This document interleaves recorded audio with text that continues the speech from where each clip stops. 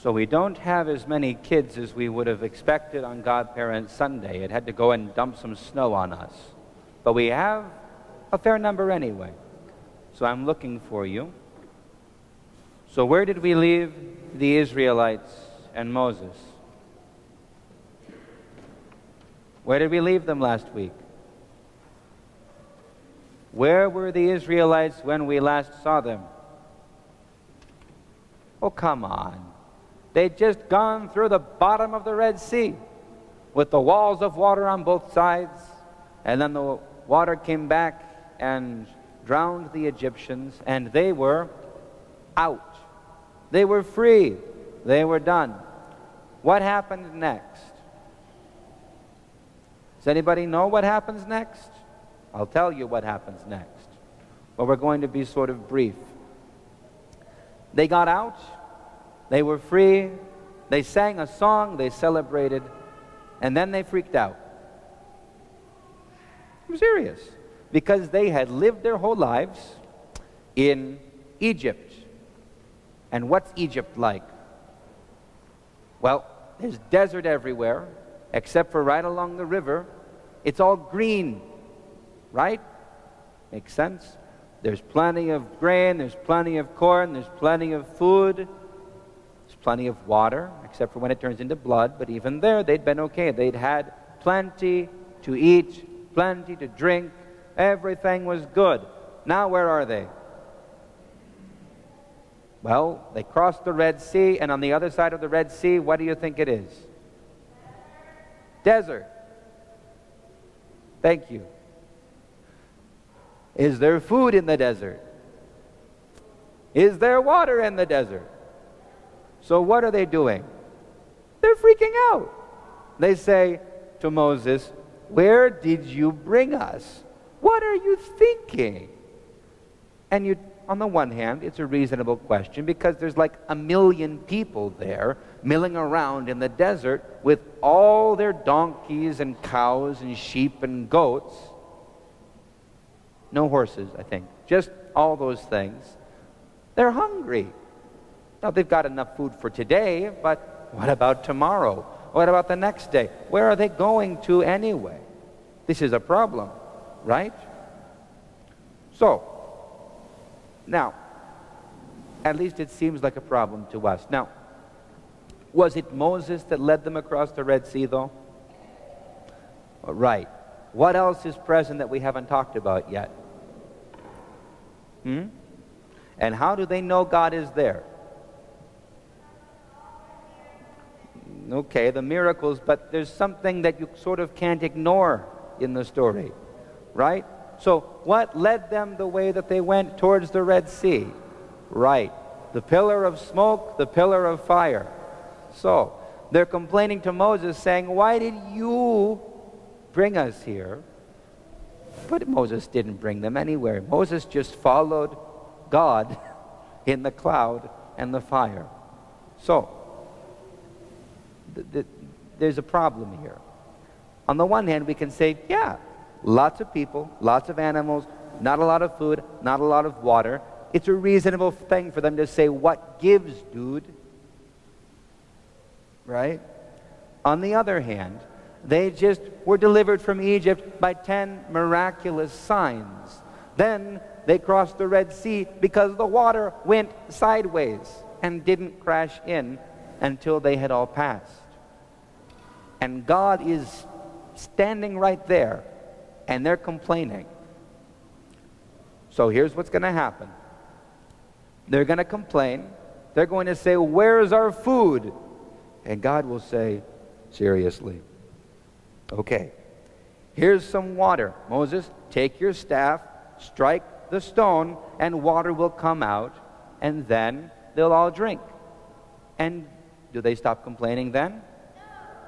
No. Then they're complaining about the food. So God sends them manna. Now, what's manna? Do we know? A magical essence? No. Okay. We're not quite sure what manna is. What it says is that it sort of looked like coriander seed. What's coriander seed? It's a spice, right? I'm mixing up, there's another word that we use in America. But anyway, so it's like seeds on the ground, small seeds, and they go out every day and they gather it up. And they can gather just enough for one day, right?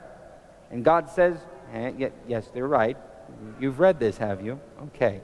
So God says, you can have enough for one day because I'll give you more the next day. Trust me is the point.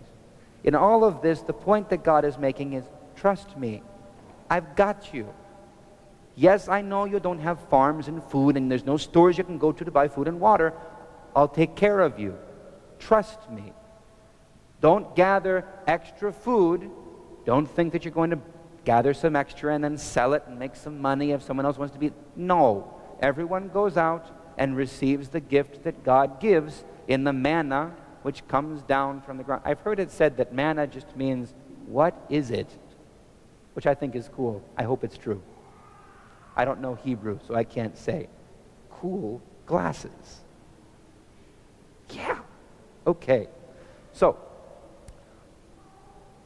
they're not supposed to gather more than one person's amount of manna every day. If they gather 2, it rots. Except on Friday, because what's after Friday? And what's Saturday in Greek? Sabbato. And how do we say Sabbato in English? No, Sabbath. Okay? Saturday means Saturn's day, and it's a pagan god that we give the name to, but Christians still call the name by the name that the Jews used to call it, which is the Sabbath day, the 7th day of the week. You're right, it's Saturday, but it's the Sabbath day. It's the day of rest, so God says don't go and work. So you can gather 2 portions, so you can have enough on Friday and have enough on Saturday. And on Saturday, on the Sabbath day, it doesn't go bad. Any other day, if they gather extra, it goes bad. Worms get in it, yucky. Do we like worms? No. Right. At least not to eat. So. But they keep on complaining. They say, we don't like this manna stuff. We miss the meat that we got in Egypt. How many strikes do you get in baseball? What happens after that? Okay. So they complained about the water, and God gave them water. And they complained that they didn't have food, and God gave them food. And then they complained about the kind of food He gave them, and He says, okay, have some quail. And it starts raining birds, basically. And they go out, and they strip the birds of the feathers, and they cook them, and they eat them, and they stuff themselves. They eat so much that they get sick, and a lot of them die. Now, did God make them die? He gave them what they asked for. And then they took too much of it and hurt themselves. So, the point of all of this is God is taking care of them. He got them out of slavery. He's bringing them into a promised land. He has a plan. He is taking care of them in the meantime, but they don't like it. They want more control. They want more certainty. They want it to be the way they want it to be. Sound familiar? Do we ever have conversations like this with our parents? Okay. Do we ever have these conversations with each other? Okay. This is what we human beings do. We have something, we want more. Or we want something different. And God just says, calm down. Trust me. We'll make sure that you have enough. So we're going to see what happens next to the children of Israel next week. But for now, remember, every time they complained, they didn't need to complain. God was taking care of them. And every time they complained against, well, no, we don't need to go there. Just, it doesn't make sense to complain against God when He's standing right there saying, I've got this, whether we can see Him or not. So with that in mind, stand up, please. Go out to the narthex. Come around. Find your godparents if you're not already with them. If they are here, come down the center and we'll receive Holy Communion.